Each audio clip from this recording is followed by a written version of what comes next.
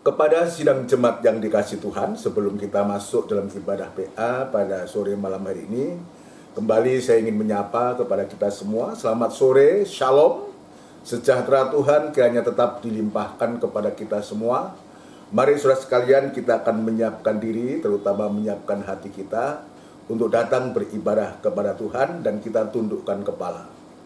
Bapa yang bertahta dalam kerajaan surga, di dalam nama Tuhan Yesus Kristus, Allah sesembahan dan pujaan hati kami satu-satunya pada sore malam hari ini, kembali kami datang kepadamu Tuhan dengan segala kerendahan hati, serta dengan segala kekurangan dan kelemahan kami, dan kiranya Tuhan Engkau melayakkan kami, mengampuni kami, menyucikan hati kami, untuk kami bisa datang beribadah, memuji, memuliakan namamu. Dan sekarang kami serahkan acara ibadah ini ke tangan-Mu, kiranya Engkau hadir di tengah-tengah ibadah kami, menolong, menyertai, memberkati ibadah kami dari awal sampai pada selesainya. Alat-alat yang digunakan Tuhan, jamah dengan kuasa-Mu. Hamba-hamba yang terkait dalam ibadah pelayanan ini Tuhan juga memberkati. Terima kasih Tuhan, terima kasih segala pekerjaan setan yang coba mengganggu, merintangi dalam ibadah ini. Kami sehati panggil nama-Mu yang penuh kuasa untuk mengusirkan segala pekerjaan setan itu di dalam nama Tuhan Yesus Kristus, darah Kristus yang berkuasa. Terima kasih Tuhan, terima kasih, mohon kemurahan-Mu Tuhan. Dalam nama Tuhan Yesus Kristus kami alaskan doa dan sembahyang kami. Haleluya, amin. Puji Tuhan, saudara sekalian, mari kita akan menyiapkan diri kita, terutama hati kita, untuk kita memuji, membesarkan nama Tuhan sebelum kita masuk dalam firman Tuhan. Pesalu 78, pelihara hatimu. Haleluya. Pelihara hatimu lebih dari semua, lebih dari semua yang patut dipelihara, karena dari dalamnya terpancar mata air hidup.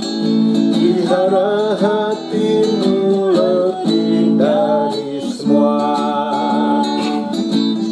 pelihara hatimu lebih dari semua, lebih dari semua yang patut dipelihara, karena dari dalamnya terpancar mata air hidup. Pelihara hatimu lebih dari semua, pelihara hatimu lebih dari semua, lebih dari semua yang patut dipelihara, karena dari dalamnya terpancar mata air hidup. Pelihara hatimu lebih dari semua, pelihara hatimu lebih dari semua, lebih dari semua yang patut dipelihara, karena dari dalamnya terpancar mata air hidup. Pelihara hatimu lebih dari semua, hatimu lebih dari semua, pelihara hatimu lebih dari semua. Menjaga hati dengan penuh kewaspadaan akan terpancar ya kehidupan itu. Itu sebabnya biar kita pelihara, kita jaga hati kita dari semua sementara. Tuhan juga sedang mengasuh kita, hati kita diasuh oleh Tuhan. Puji Tuhan, saudara sekalian, mari kita akan masuk dalam firman Tuhan dan kita akan melakukan pujian Dia Jamah, Dia Jamah.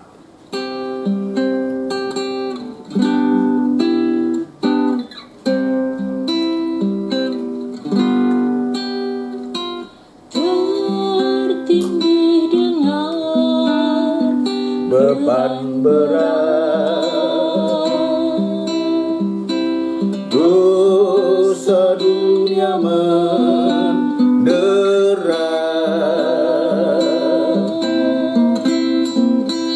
lalu ku datang pada Yesus,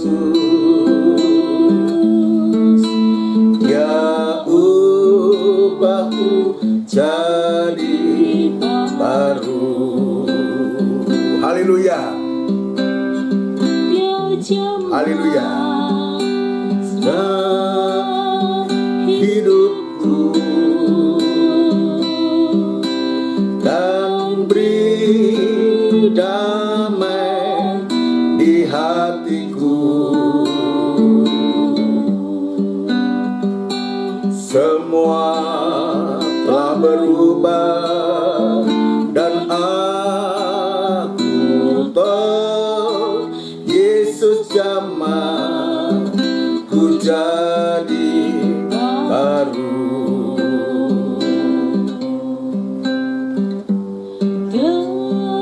Tertindih dengan beban berat, dosa dunia mendera,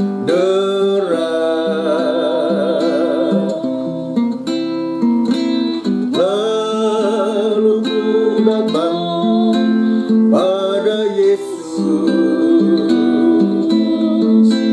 Dia ubahku jadi baru. Dia jamah dalam hidupku dan beri damai di hatiku. Semua telah berubah dan aku tahu Yesus jamah ku jadi baru.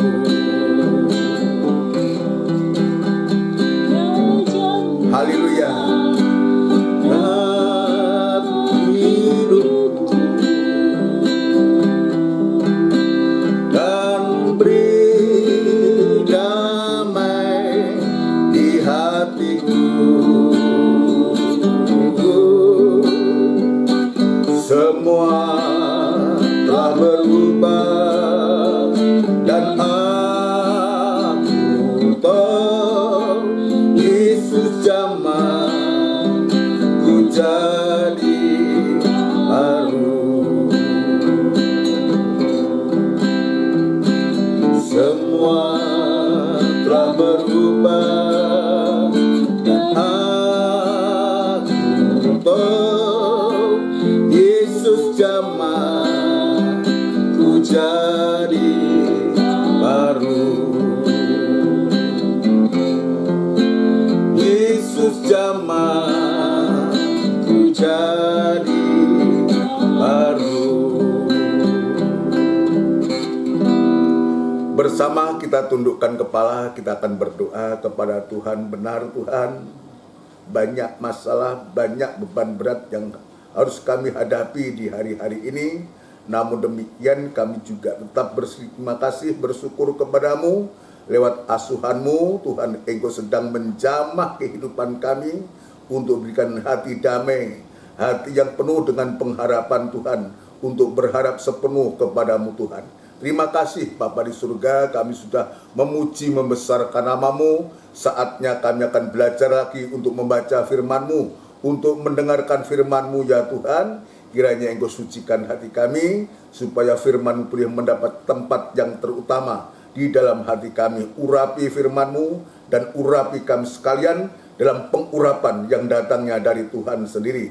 Gereja-gereja lain yang bersamaan beribadah semacam di tempat ini, dan kiranya Tuhan juga menolong memakai para hamba-hambamu, para gembala Tuhan dalam tugas penggembalaannya, dan sehingga jemaatmu boleh mengalami kebangunan rohani, urapan yang sama Engkau nyatakan kepada hamba-hambamu semua. Terima kasih Tuhan, terima kasih, terima kasih, terima kasih Tuhan, terima kasih. Hamba tetap berserah diri kepada-Mu, biar kemurahan dan belas kasihan-Mu tetap Tuhan nyatakan kepada hamba untuk mampu menyampaikan firman dengan benar dan murni sehingga nyata. Firman-Mu boleh mengoreksi, boleh menemplak, boleh menyucikan hati kami, dan kami boleh mengalami pembaharuan yang datangnya dari Engkau sendiri Tuhan lewat asuhan-Mu. Terima kasih sidang jemaat-Mu yang saat ini berada di rumah mereka masing-masing. Kiranya Tuhan juga menolong, memberkati semua. Dudukkan dengan baik, dengan tenang untuk merindukan perkataan-Mu. Terima kasih Tuhan, terima kasih. Di dalam nama Tuhan Yesus Kristus kami alaskan doa dan sembahyang kami. Haleluya. Amin. Puji Tuhan. Saudaraku yang dikasihi Tuhan, sebelum lanjut dalam pemberitaan firman Tuhan kembali, saya mengucapkan selamat sore, shalom, ya sejahtera Tuhan kepada kita semua. Kiranya berkat Tuhan tetap dilimpahkan kepada kita semua. Tidak terasa kita sudah masuk tanggal 23 Februari, tinggal beberapa saat lagi kita masuk dalam bulan yang baru, bulan Maret, dan itu sebabnya ya ini betul-betul membuktikan, menandakan bahwa hari itu semakin hari semakin cepat buat kita. Berarti kesempatan untuk kita bisa beribadah, kesempatan untuk kita bisa melayani semakin berkurang. Dan itu sebabnya biar kita gunakan waktu yang ada ini, ya. Jadi ibadah itu bukan membuang waktu, tetapi ibadah itu menggunakan waktu yang ada, ya kita gunakan untuk kita bisa beribadah kepada Tuhan, membangun hubungan kita dengan Tuhan. Apalagi di hari-hari ini kita masih sedang memeriksa tentang asuhan Tuhan, saudaraku, dan Injil Lukas pasal yang ke-6 ayat 43 sampai dengan 45, saudaraku, ya sesungguhnya ya sampai 46, saudaraku. Ya, kita akan membaca itu, ya tidak mengapa, kita akan membaca ulang supaya ya setiap pemberitaan firman Allah itu jika didasarkan firman Allah itu baik buat kita semua, ya puji Tuhan. 43 ya 43 sampai dengan 45, ya. Dalam Injil Lukas tidak mengapa kita mengulangi membaca. Karena tidak ada pohon yang baik yang menghasilkan buah yang tidak baik, ya. Pohon yang baik menghasilkan buah yang tidak baik, dan juga tidak ada pohon yang tidak baik yang menghasilkan buah yang baik, sebab setiap pohon dikenal pada buahnya. Karena dari semak duri orang tidak memetik buah ara, dan dari duri-duri tidak memetik buah anggur. Orang yang baik mengeluarkan barang yang baik dari perbendaharaan hatinya yang baik, dan orang yang jahat mengeluarkan barang yang jahat dari perbendaharaannya yang jahat, karena yang diucapkan mulutnya meluap dari hati. Jadi ini jelas membuktikan, menjelaskan kepada kita bahwa kita tidak bisa menipu, saudaraku. Jadi apa yang ada di dalam hati itu dia akan meluap keluar lewat perkataan. Kalau hatinya jahat, saudaraku, tentu yang keluar dari mulut itu pasti perkara-perkara yang jahat. Ya, kalau dari hatinya penuh dengan kutuk, maka yang keluar dari mulutnya itu kutuk dan kutuk dan kutuk. Dan ini harus kita waspadai, harus kita perhatikan. Dan itu sebabnya sudah lewat asuhan Tuhan ini, Tuhan ingin untuk supaya perkataan kita, ya perkataan kita itu baik, yang didasarkan karena hati itu baik, ya baik dan manis. Ini yang Tuhan ingin tekankan kepada kita untuk supaya kita sungguh-sungguh di hari-hari ini kita memperhatikan firman Allah ini. Dan firman Allah itu ya dan amin, saudaraku, ya dan amin. Lebih dari itu adalah dari si jahat, dan itu sebabnya kita meyakini bahwa firman Allah itu sanggup untuk menolong asuhan Tuhan itu, untuk menolong khususnya hati kita ini. Jadi waspada, Ya, jagalah hatimu dengan penuh kewaspadaan. Amsal Sulaiman pasal 4 ayat 23, jelas itu. Ya, dan itu sebabnya biar kita di hari-hari ini kita belajar kepada Tuhan apa yang kita ucapkan, apa yang ada di dalam hati. Dan untuk itu asuhan Tuhan lewat ibadah-ibadah dalam kita membaca firman Tuhan. Semakin banyak kita beribadah, semakin banyak kita membaca firman Tuhan, saudaraku, maka betul-betul nanti kita bisa bergaul erat dan kita bisa mengerti, kita bisa tahu isi hatinya Tuhan itu. Sampai sewaktu-waktu hati kita itu seperti hatinya Tuhan. Hati yang bisa mengasihi, hati yang penuh belas kasihan, hati yang bisa memberi, ya, hati yang bisa memberi. Itu sebabnya mari kita akan membaca, kita akan membaca dalam Kidung Agung pasal yang ke-7. Kidung Agung pasal yang ke-7, Kidung Agung pasal yang ke-7 kita akan membaca. Kidung Agung pasal yang ke-7 ayat yang ke-9. Ayat yang ke-9, ya. Kita lihat, ya. Ya, ini cerita tentang gandrungnya, ya, mempelai perempuan dan mempelai laki-laki, saudaraku. Ya, mari kita akan baca ayat yang ke-9. Kata-katamu manis bagikan anggur. Nah, jadi ini yang Tuhan mau. Kata-kata itu manis bagikan anggur, bukan bagikan duri. Ya, bukan bagikan duri, saudaraku, tapi bagikan anggur, saudaraku. Ya, anggur itu mengalir kepada kekasihku dan dengan tak putus-putusnya melimpah ke bibir orang-orang yang sedang tidur. Jadi ini perbincangan antara Raja Sulaiman dengan Sulamit, saudaraku, ya. Dia mengungkapkan kata-katamu manis bagikan anggur. Ya, anggur mengalir kepada kekasihku dengan tak putus-putusnya melimpah ke bibir orang-orang yang sedang tidur. Sekarang dengan pembacaan ini biarlah kita diasuh, hati kita diasuh oleh Tuhan. Dan jika hati kita mau diasuh, saudaraku, maka betul-betul hati kita akan dibawa kembali kepada teladan Allah, saudaraku. Kepada teladan Allah. Ya, maka bisa dipastikan akan ada perkataan yang manis bagaikan air anggur yang manis. Jadi asuhan Tuhan ini penting buat kita untuk supaya yang keluar dari dalam hati kita itu, saudaraku, bukan perkataan yang menyakitkan, bukan perkataan yang memojokkan, bukan perkataan yang menghakimi, tapi perkataan bagaikan air anggur yang manis. Ya, kalau perkataan kita baik, saudaraku, kalau perkataan kita baik, manis bagaikan air anggur yang manis, saudaraku, maka akan mengalir, kita akan mendapatkan suatu hasil, saudaraku.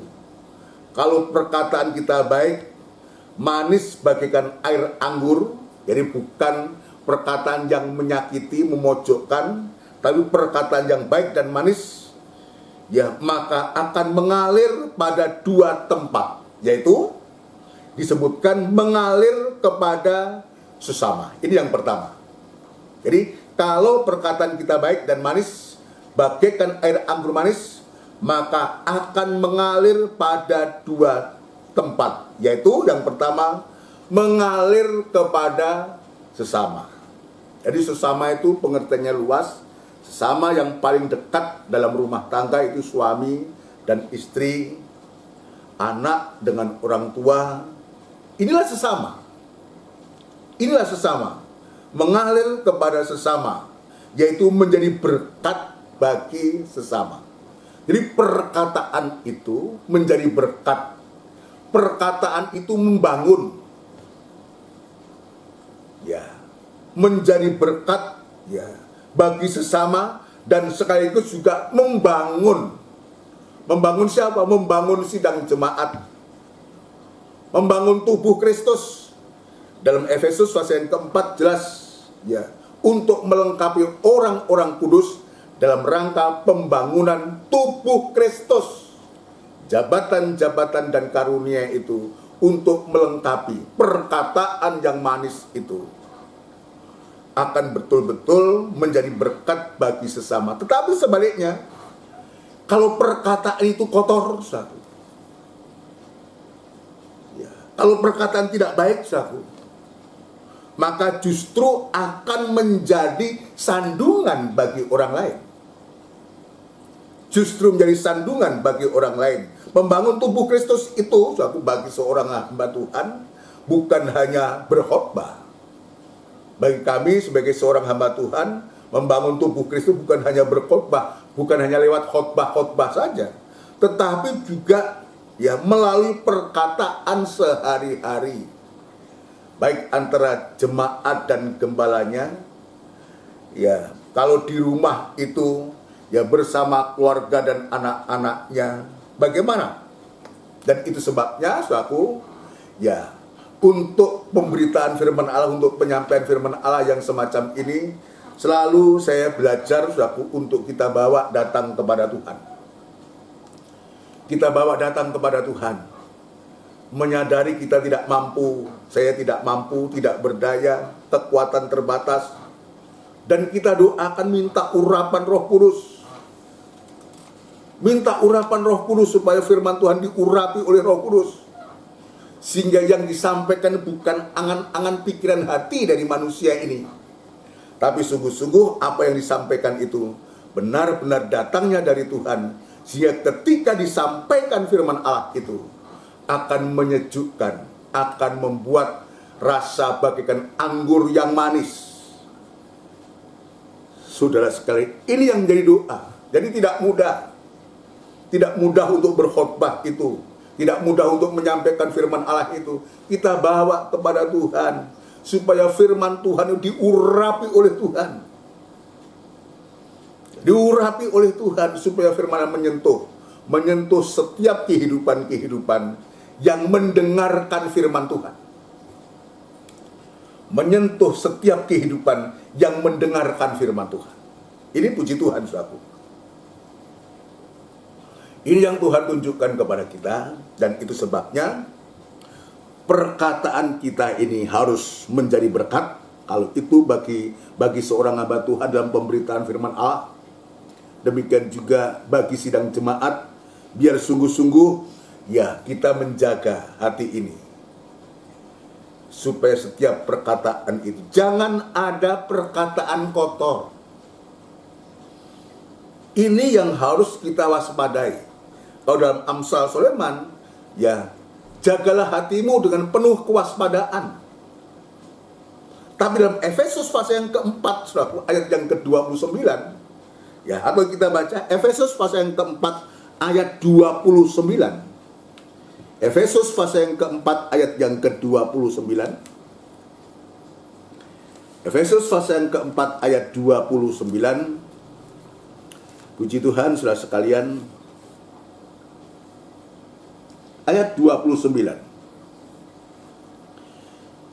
Janganlah ada perkataan kotor keluar dari mulutmu, ya, tetapi pakailah perkataan yang baik untuk membangun.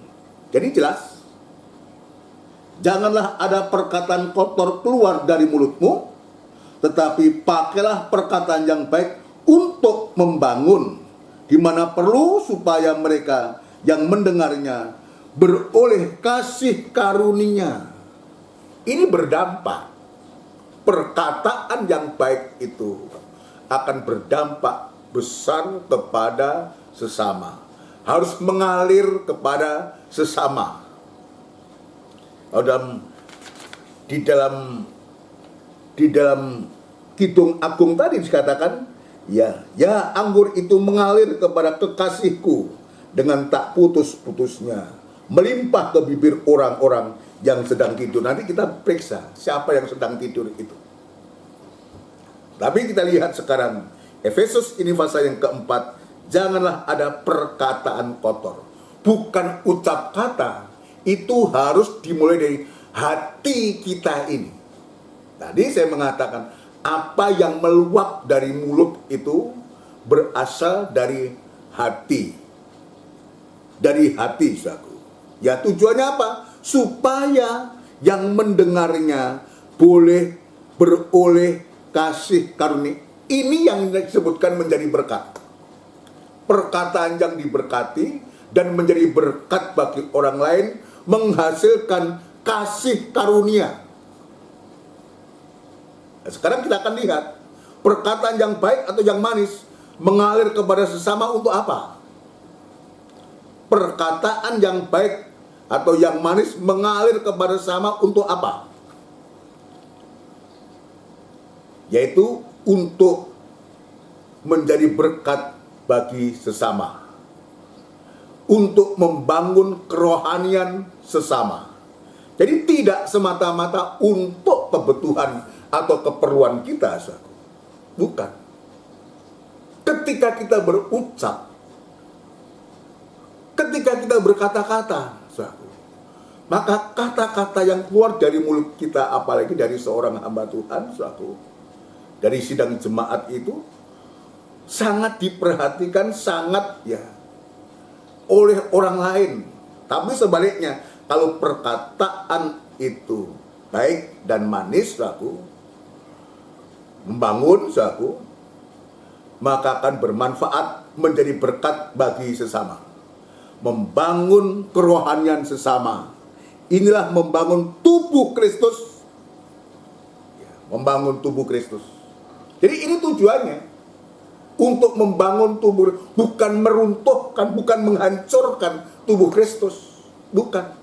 Yang seringkali kita selalu kita ada bisik-bisik, bisik-bisik gini gitu, saudaraku. Kalau kita berbicara kepada seorang yang datang ke gereja dengan semangat, saudaraku, kita semangat berbincang-bincang, tapi ujuk-ujuk, saudaraku, kita berkata bahwa oh, gembala itu, gembala ini, hamba Tuhan ini, hamba Tuhan itu. Yang akibatnya membuat syak. Akibatnya membuat orang itu tersandung. Dan tidak menjadi semangat lagi. Menjadi loyo. Tidak semangat. Karena apa? Perkataan yang menjelekkan orang. Perkataan-perkataan yang memojokkan orang. Termasuk memojokkan hamba Tuhan A, hamba Tuhan B. Oh, dia itu begini, dia itu begitu, dia itu hebat, ini kurang hebat. Janganlah seperti itu. Jangan seperti itu. Semua hamba Tuhan hebat dipakai oleh Tuhan. Semua hamba Tuhan itu hebat di hadapan Tuhan dan dipakai oleh Tuhan. Dan kita belajar untuk menghargai setiap pemakaian hamba-hamba Tuhan dalam sidang jemaat Tuhan. Itu sebabnya, saudaraku, di saat-saat kita beribadah semacam itu, dalam persekutuan semacam ini, mari kita memperhatikan juga dalam rumah tangga kita. Dalam rumah tangga ada istri, ada suami, ada anak, mungkin ada orang tua. Biarlah mulai dari suami, kata-kata seorang suami yang membangun kerohanian istri, membangun kerohanian anak, atau setiap anak berkata-kata dengan benar yang bisa membangun. Ini membuat hati dari orang tua itu ada sukacita,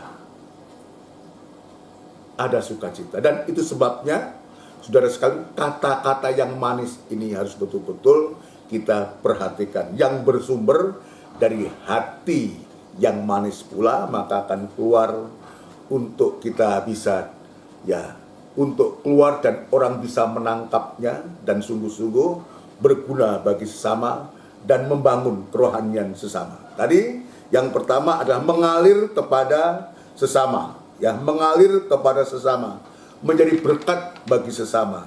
Jadi anggur, kata-kata manis ini, bagikan anggur ini mengalir kepada sesama, saudaraku. Dan yang kedua adalah mengalir kepada orang yang sedang tidur. Kita akan baca kembali Kidung Agung pasal 7 ayat yang ke-9. Kata-katamu manis bagaikan anggur, ya anggur itu mengalir kepada kekasihku dengan tak putus-putusnya melimpah ke bibir orang-orang yang sedang tidur. Jadi aliran anggur ini, saudaraku, ya bukan saja mengalir kepada sesama, menjadi berkat kepada sesama, membangun atau menggairahkan sesama dalam kerohanian, atau membangunkan tubuh Kristus, tapi juga mengalir kepada bibir orang yang sedang tidur. Ya, mengalir kepada orang yang sedang tidur. Siapa yang sedang tidur di sini, saudara? Siapa yang sedang tidur di sini, saudara? Yang tidur ini, kita akan periksa. Orang yang sedang tidur itu adalah Tuhan Yesus yang sedang tidur dalam kapal atau perahu kehidupan kita. Nanti kita akan membaca dalam Injil Matius pasal 8 ayat 23 sampai dengan 27. Injil Matius pasal yang ke-8, saudaraku. Injil Matius pasal yang ke-8. Injil Matius pasal yang ke-8, saudaraku. Ayat yang ke-23 sampai 27. Ya, lebih baik saya akan bacakan semua. Ya, kita perhatikan siapa yang sedang tidur ini, saudaraku. Ya, kita baca Injil Matius pasal yang ke-8 ayat 23. Lalu Yesus naik ke dalam perahu dan murid-muridnya pun mengikutinya. Sekonyong-konyong mengamuklah angin ribut di danau itu, sehingga perahu itu ditimbus gelombang, tetapi Yesus tidur. Nah, kita lihat, saudara, ketika Tuhan Yesus ada dalam perahu ini perahu kehidupan kita, tetapi Yesus tidur. Maka datanglah murid-muridnya membangunkan dia, katanya, Tuhan, tolonglah kita binasa. Ia berkata kepada mereka, mengapa kamu takut? Kamu yang kurang percaya.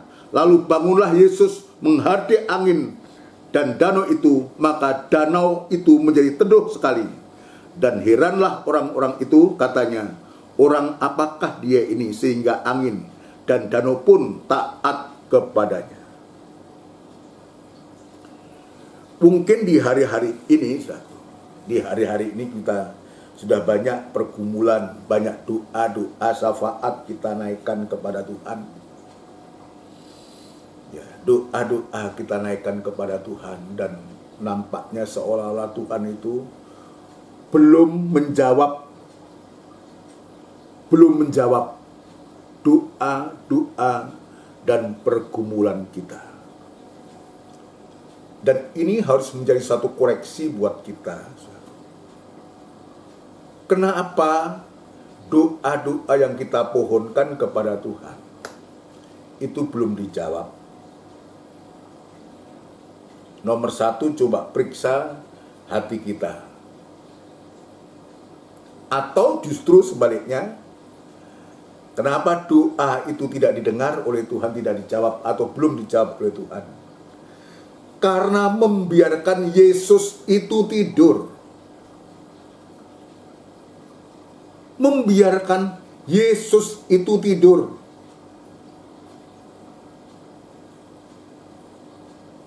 Artinya apa? Perkataan kita bukan perkataan air anggur yang manis, melainkan duri, mengandung yang lain yang tidak bisa menarik perhatian daripada Yesus ini. Sekaligus kita membiarkan Yesus tidur di buritan.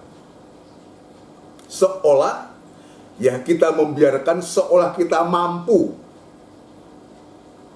Seolah kita mampu untuk bisa mengatasi itu. Seolah kita mampu. Ya, ayat 24 tadi, saudaraku, Yesus tidur. Ya. Ketika murid-murid yang ada dalam perahu itu mengalami gelombang mengamuk ini, sekonyong-konyong mengamuklah angin ribut di danau itu. Ya, kapan hari apa itu, saudaraku? Ya, hari Senin kalau tidak salah.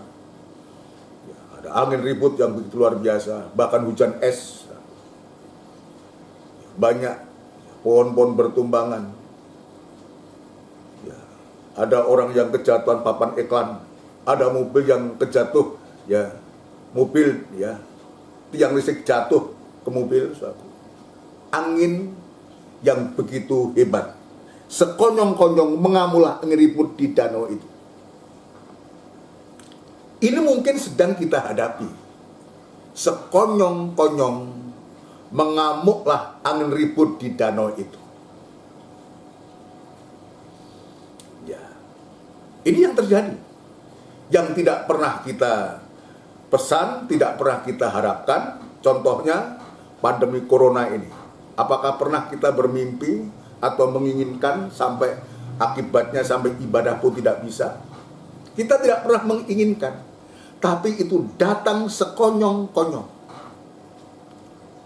Ini juga yang sedang kita alami di hari-hari ini.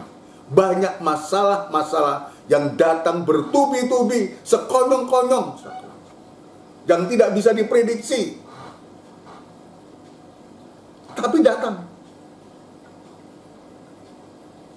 Tapi ketika pencobaan-pencobaan itu, angin ribut itu mengamuk, pencobaan-pencobaan sedang menimpa kita,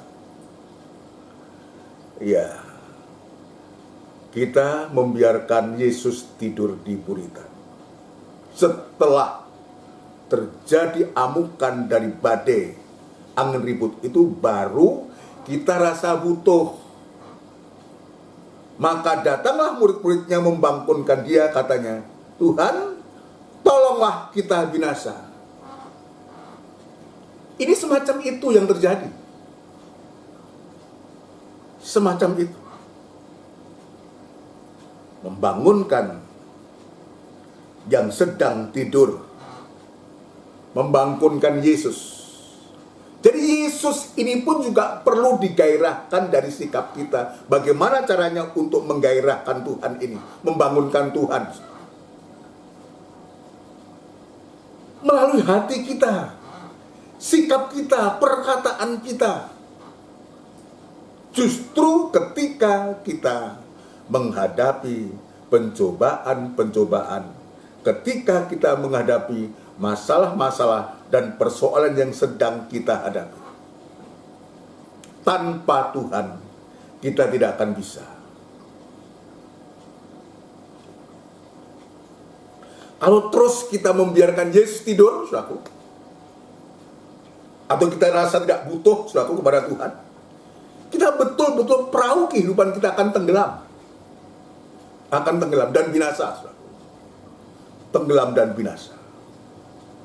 Dan itu sebabnya lewat cerita ayat ini, saudaraku, biarlah kita datang kepada Tuhan ketika sekonyong-konyong mengamuklah angin ini. Biar kita datang kepada Tuhan. Kita ada rasa butuh kepada Tuhan. Membangunkan Tuhan. Perkataan yang manis itu mengalir, ya, ke bibir orang-orang yang sedang tidur, mengalir kepada Yesus. Perahu kehidupan kita sedang menuju ke pelabuhan damai sejahtera. Kita sedang dibawa oleh Tuhan lewat asuhannya, sedang dibawa kepada pelabuhan damai sejahtera. Kita ke seberang, kita mau dibawa ke seberang. Kita dibawa ke Taman Eden, kerajaan 1000 tahun, sampai kerajaan surga yang kekal. Kita sekarang sedang menyeberang, bagaikan kehidupan kita sedang menyeberang. Tapi juga harus kita mengakui, tidak segampang kita menyeberang. Dan ternyata terjadi sekonyong-konyong yang tidak bisa diprediksi, tidak dapat diduga.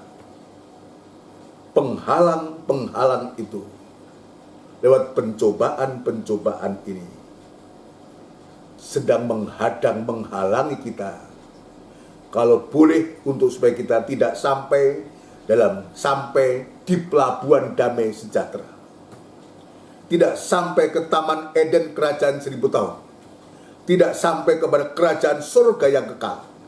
Ini pekerjaan iblis yang begitu hebat, lewat pencobaan, lewat kesulitan-kesulitan, lewat masalah yang sedang dipertontonkan kepada kita. Kalau di hari-hari ini kita tidak diasuh oleh Tuhan, saudara sekalian, tidak dikerjakan oleh Tuhan, tidak dibimbing oleh Tuhan, apa jadinya kita? Andai kata kita bisa memprediksi satu, bisa menduga kapan saudara akan menghadapi pencobaan satu, maka akan mudah untuk kita katakan satu, tetapi tidak bisa. Sebab datangnya sekonyong-konyong. Demikian juga mungkin dengan suami istri yang menikah mungkin sudah berpuluh-puluh tahun, punya anak, punya cucu bahkan, sekonyong-konyong ada masalah dan cerai. Mungkin dalam usaha pekerjaan kita tadinya berjaya, diberkati oleh Tuhan, sekonyong-konyong tiba-tiba bangkrut. Ini datanya tiba-tiba. Ya, dapat datang yang dengan tiba-tiba itu dapat menghantam perahu kehidupan kita, bisa menenggelamkan kehidupan kita, perahu nikah kita, ekonomi kita, pelayanan kita, kesehatan kita, dan lain sebagainya, bisa menenggelamkan kehidupan kita. Ya, puji Tuhan. Saya akan lanjutkan ini, ya, puji Tuhan. Ya, jadi sesungguhnya, ya, yang menentukan tenggelam atau tidaknya perahu kehidupan kita bukan kecilnya gelombang atau besarnya gelombang. Perhatikan baik-baik. Ya. Yang menentukan tenggelam atau tidaknya perahu kita bukan karena besar kecilnya gelombang, bukan besar kecilnya masalah yang kita hadapi. Tetapi sebaliknya, ada tidaknya Tuhan Yesus dalam perahu kehidupan kita. Ada tidak perahu kehidupan kita ini menjadi tempat, ya, sekalipun saat itu masih tidur, ada atau tidaknya Tuhan Yesus di dalam perahu itu. Selama Tuhan Yesus berada di dalam perahu, dan perahu itu tidak mungkin tenggelam. Perhatikan. Ini saat itu dia sedang tidur, belum bertindak. Ya, tenggelam atau tidaknya perahu itu bukan besar kecilnya gelombang, tapi ada tidaknya Yesus itu ada dalam perahu itu atau tidak. Ya, selama Tuhan Yesus ada dalam perahu itu, tidak mungkin perahu itu akan tenggelam. Kita yakinlah. Sebab dia tidak membiarkan itu kita tenggelam bersama lautan dunia. Kita tenggelam dalam lautan pencobaan itu. Tidak. Tidak. Ya, tapi justru sebaliknya. Yaitu sebabnya kita harus setia di hari-hari ini. Ya, harus setia di hari-hari ini. Sungguh-sungguh dalam ibadah, dalam pelayanan kepada Tuhan.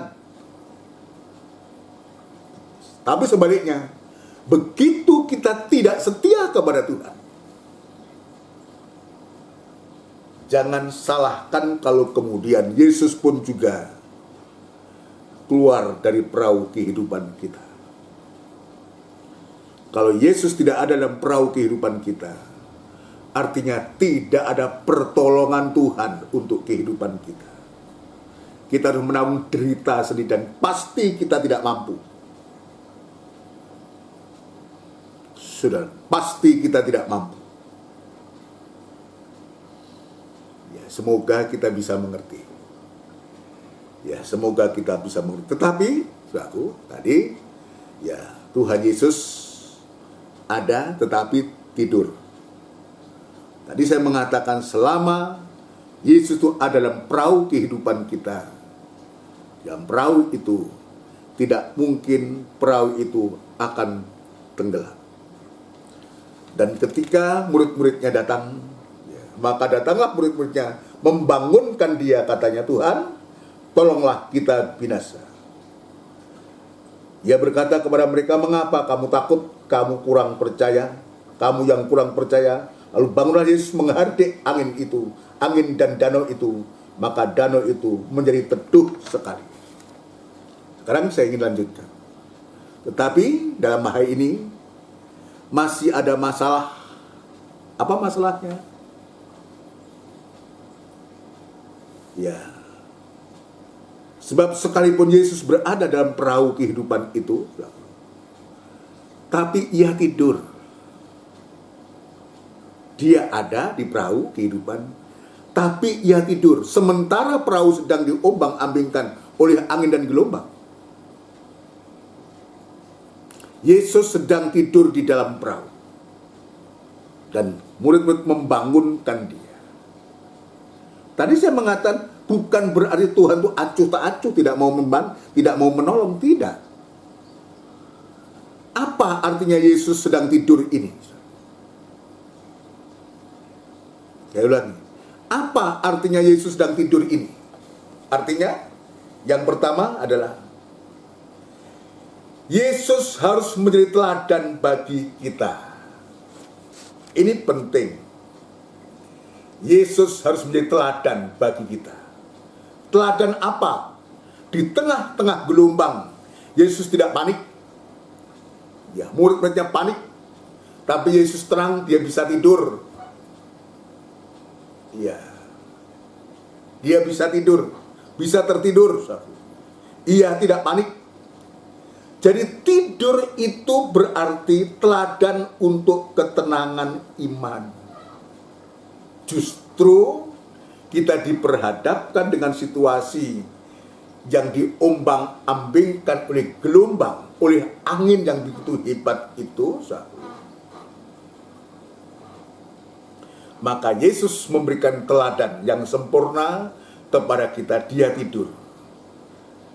Ya, ketenangan, damai sejahtera, ketenangan iman di saat kita sedang menghadapi pencobaan.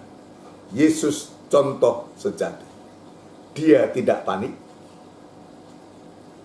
Dan itu sebabnya perlu seperti murid-murid ini datang kepada Tuhan, membangunkan yang sedang tidur dengan ungkapan-ungkapan yang manis, membangkitkan orang yang sedang tidur. Sebab jika perahu yang diombang-ambingkan angin dan gelombang, kemudian kita menjadi panik, saudaraku. Ini perhatikan. Ini pelajaran buatku, buat kita semua. Saya harus jujur mengatakan sesuatu sedikit aja membuat kita panik, dak-dikduk dan semua. Ya, saya mengalami itu, mungkin kita juga mengalami itu, cepat kita panik. Ya. Maka perahu itu akan cepat tenggelam. Semakin kita bergerak, semakin kita panik, maka akan mempercepat tenggelamnya perahu itu. Dan untuk itu, Yesus memberi contoh kepada kita. Tenang, damai sejahtera, ya, menguasai diri untuk supaya kita bisa berkata-kata dengan Tuhan.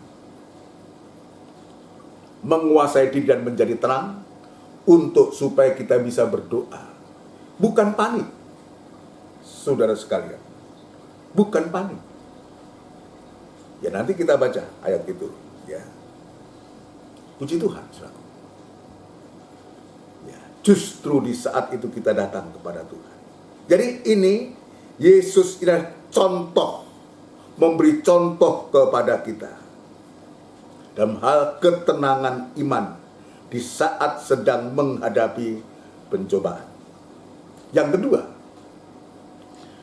arti dari Yesus tidur ini, orang yang tidur, apa yang bisa diperbuat? Tentunya tidak dapat menolong orang tidur.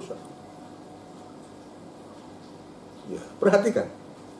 Orang yang tidur tentunya tidak dapat menolong. Bagaimana orang tidur bisa menolong ketika semacam itu? Tetapi kita lihat apa yang Tuhan contohkan kepada kita. Di sini kalau Yesus itu tidur, itu bukan berarti ya acuh tak acuh kepada kita.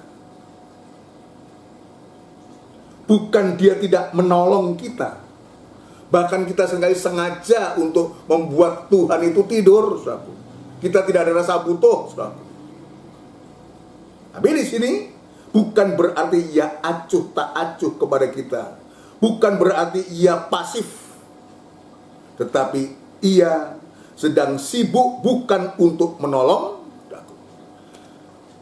tetapi ia sedang sibuk mengasuh hati kita. Ini penting. Saya mendapatkan pelajaran dari sini. Bukan sibuk menolong kita, tapi dia sibuk untuk mengatur, ya, mengasuh hati kita, suatu, ya, untuk menjadi hatinya seperti hatinya Yesus itu, tenang, diasuh oleh Tuhan, mengasuh hati kita sampai kita punya hati seperti hatinya Tuhan. Ini yang Tuhan tunjukkan kepada kita. Ya. Untuk apa ditolong, saudara? Untuk apa kita ditolong kalau hati kita tetap jahat? Itu sebabnya dia sibuk bukan menolong kita yang pertama, tapi dia mengasuh hati kita. Untuk apa hati kita ditolong tetapi tetap jahat, saudara? Kalau demikian, saudara, nanti akan mati bahkan binasa. Hati ditolong tapi tetap jahat. Tapi apa yang Tuhan lakukan? Itulah sebabnya Tuhan menginginkan kedua-duanya, yaitu diasuh lebih dahulu. Hatinya diasuh lebih dulu. Kalau hatinya diasuh oleh Tuhan, maka Tuhan juga yang pasti akan menolong kehidupan itu. Menolong kehidupan kita. Ketika kita diperhadapkan badai, diperhadapkan ombak, angin ribut yang begitu hebat, yang bisa menenggelamkan perahu itu. Dia mengasuh, tapi dia juga menolong. Mendapatkan kedua-duanya. Menjadi hatinya, menjadi hati seperti Yesus punya hati. Ini pertolongan Tuhan yang luar biasa. Itu sebabnya, saudaraku, kalau kita melihat fakta, kenyataan semacam itu, biar kita di hari-hari ini, saudaraku,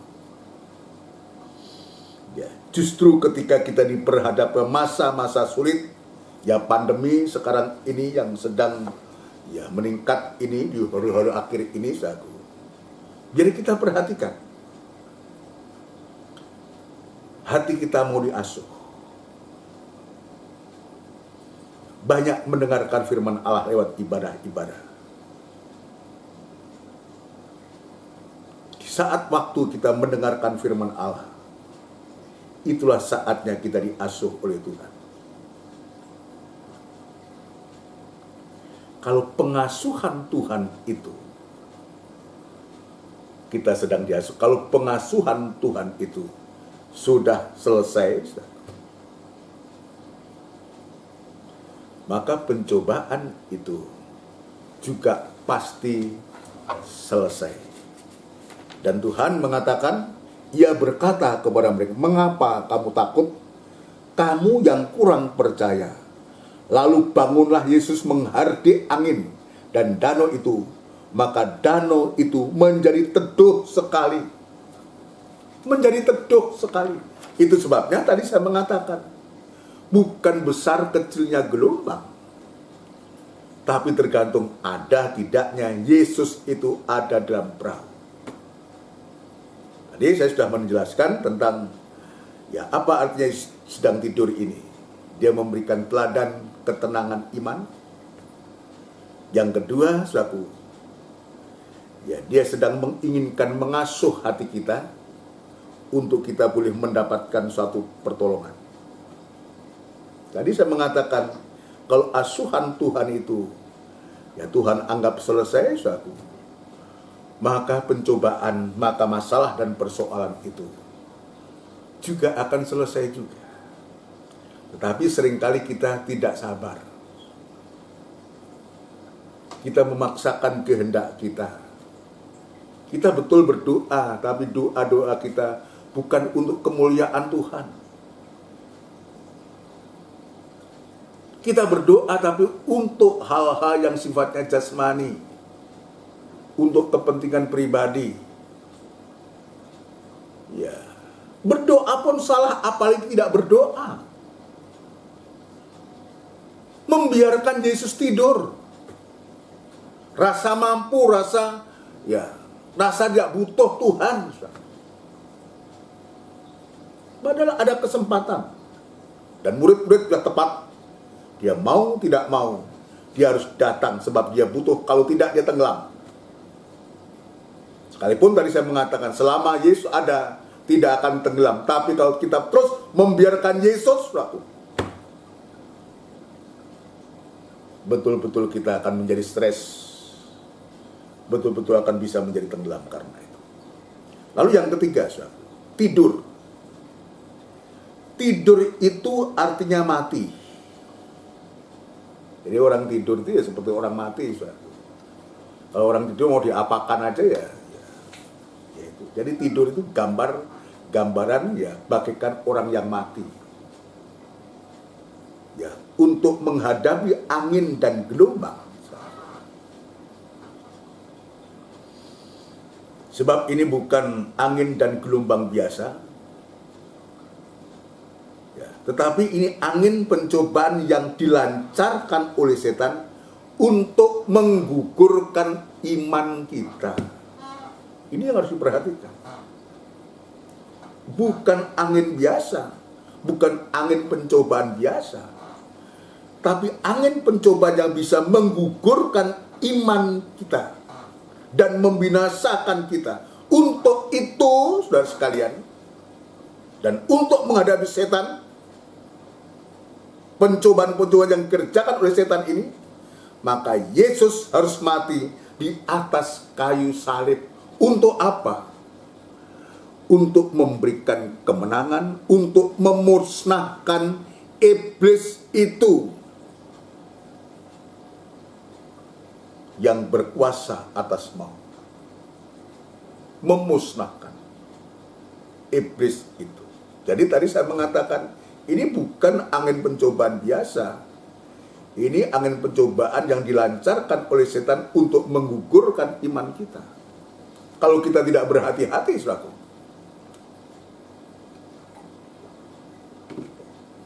kita tidak berpegang teguh pada firman Allah, kita tidak memperhatikan asuhan Tuhan, saudaraku, betul-betul kita binasa. Tapi sebaliknya, sekarang ia tidur, ia mati. Untuk menghadapi setan ini, Yesus harus mati di atas kayu salib. Ibrani pasal yang kedua. Ibrani pasal yang kedua, saudaraku. Ibrani pasal yang kedua, kita akan membaca. Ibrani pasal yang kedua, ayat yang ke-14.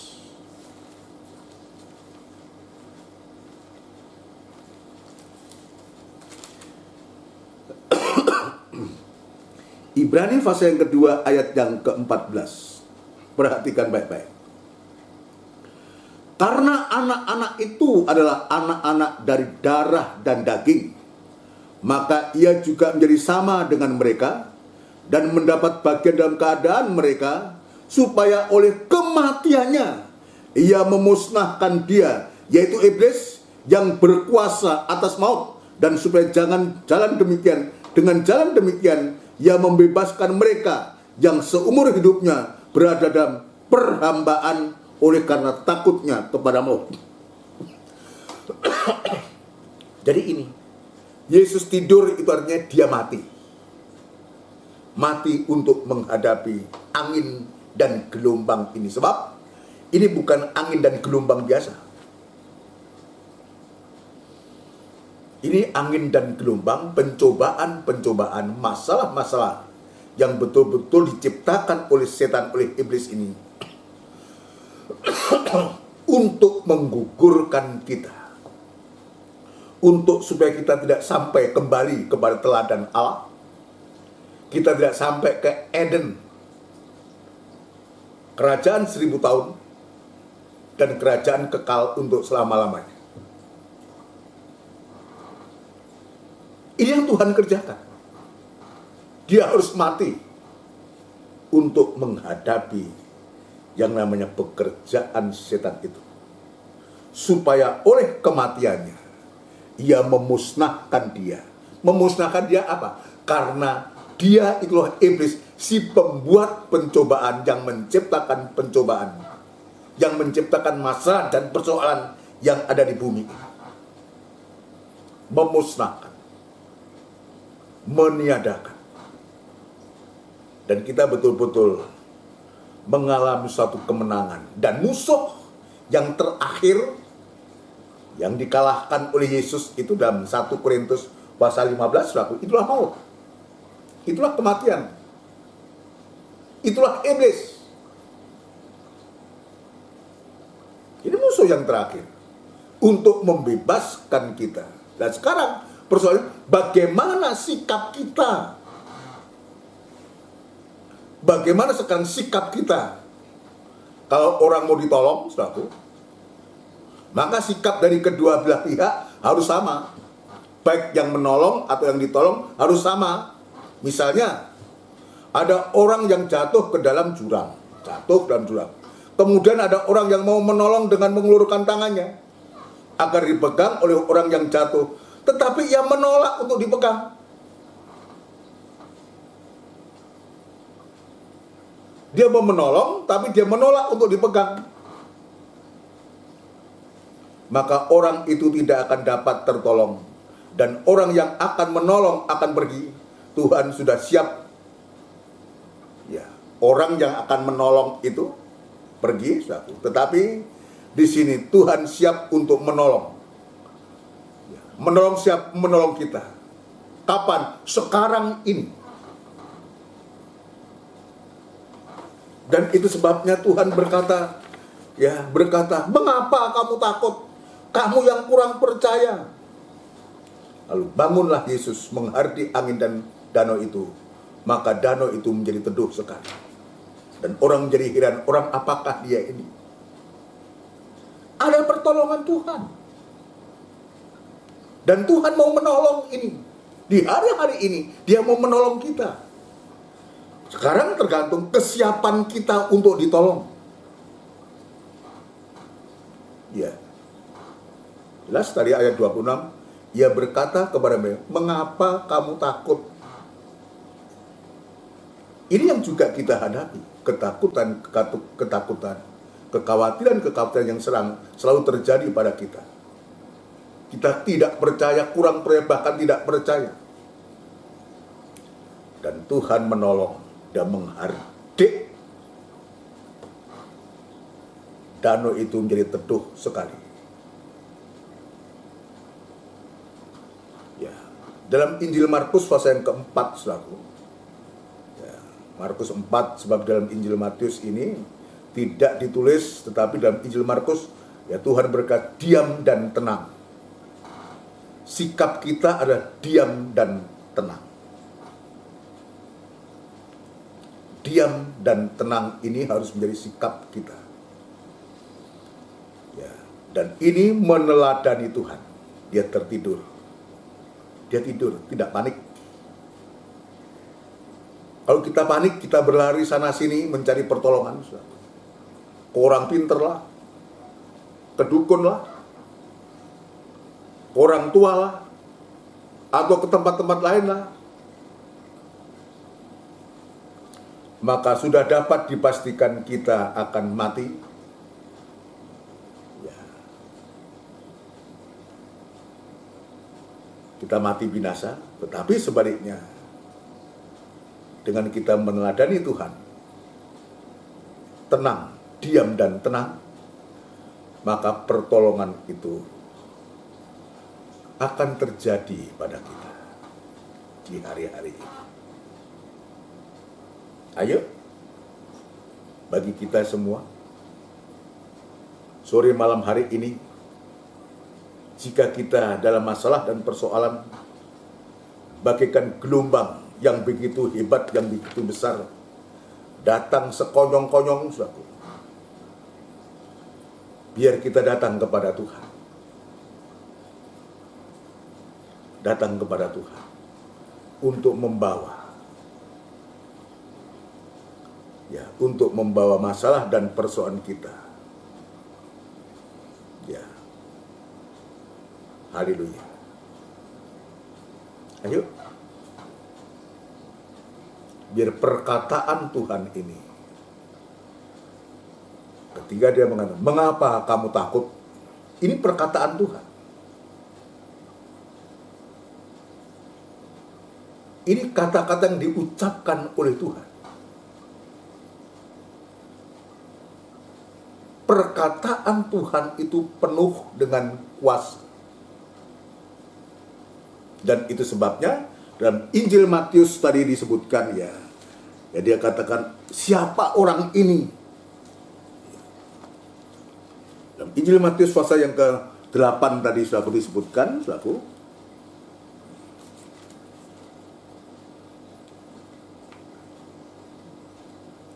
Dan heranlah orang-orang itu, katanya, orang apakah dia ini sehingga angin dan danau pun taat kepadanya. Kuasa Tuhan, kuasa perkataannya, meneduhkan masalah dan persoalan yang sedang kita hadapi di hari-hari ini. Saya tidak tahu apa yang menjadi masalah kita, tapi biar sikap kita kepada Tuhan,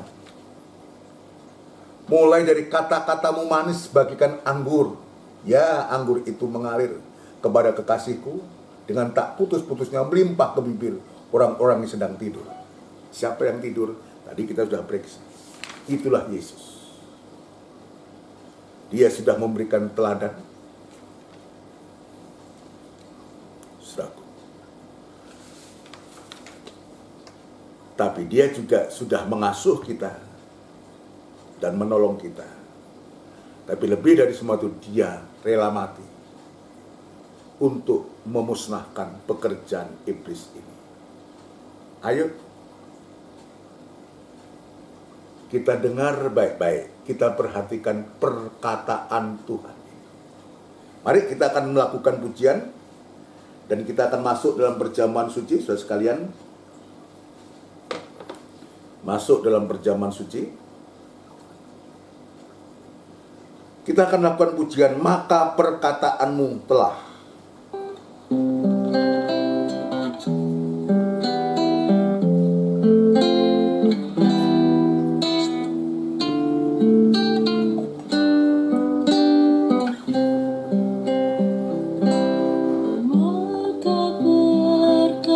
Perkataanmu telah ku taruh dalam hatiku,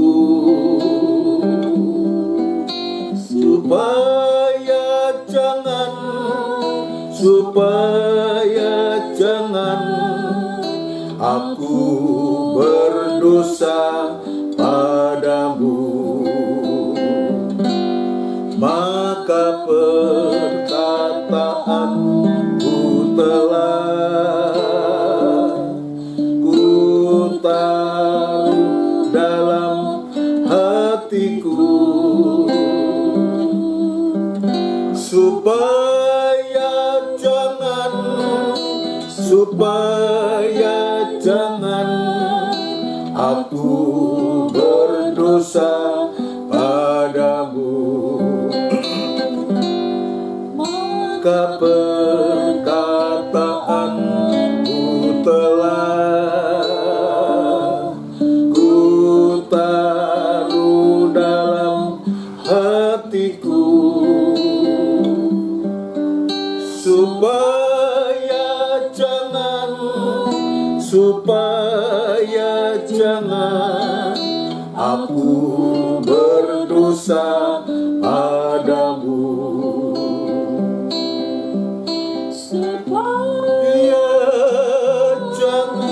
Supaya jangan aku berdosa padamu.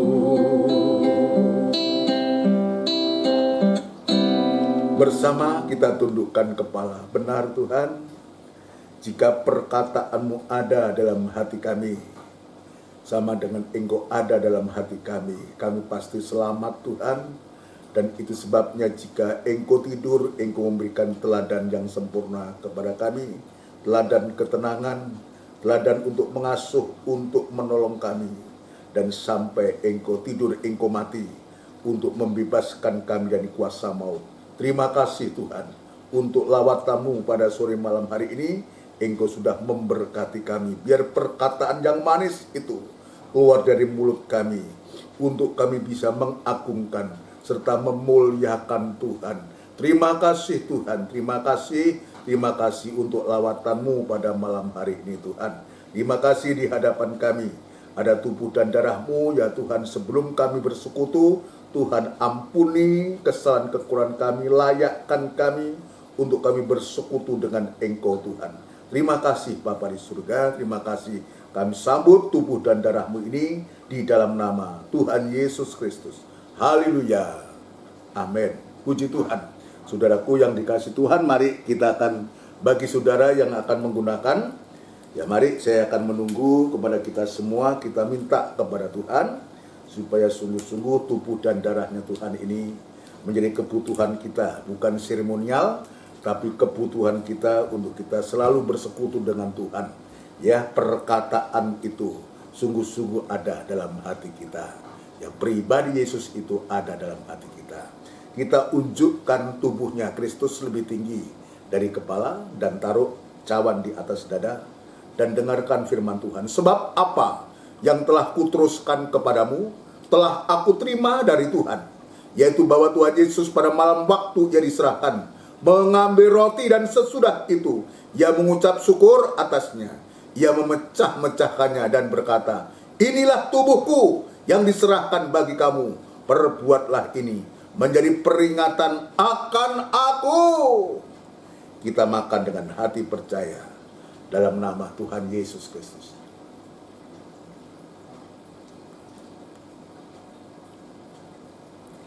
Haleluya. Unjukkan darahnya Kristus lebih tinggi dari kepala dan dengarkan firman Tuhan. Demikian juga ia mengambil cawan sesudah makan lalu berkata, cawan ini adalah perjanjian baru yang dimeteraikan oleh darahku. Perbuatlah ini setiap kali kamu meminumnya menjadi peringatan akan aku. Kita minum bersama dengan hati percaya dalam nama Tuhan Yesus Kristus.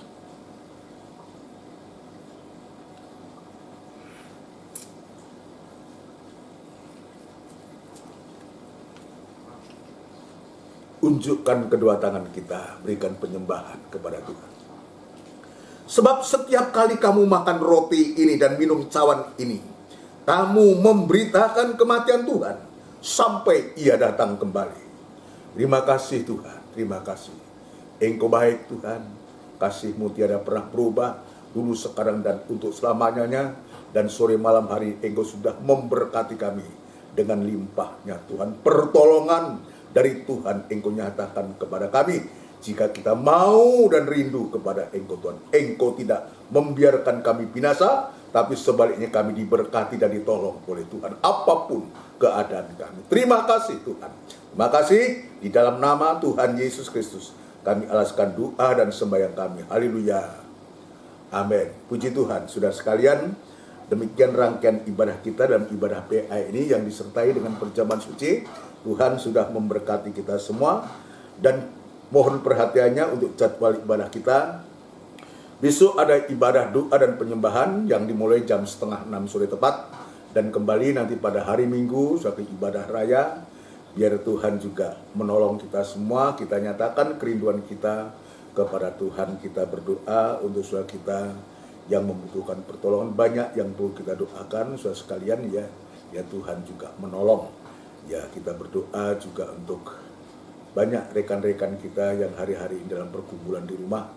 Juga tadi sore saya mendengarkan berita dari Bapak Peter Ayawela juga berada di rumah sakit karena komplikasi. Suatu biar Tuhan juga menolong.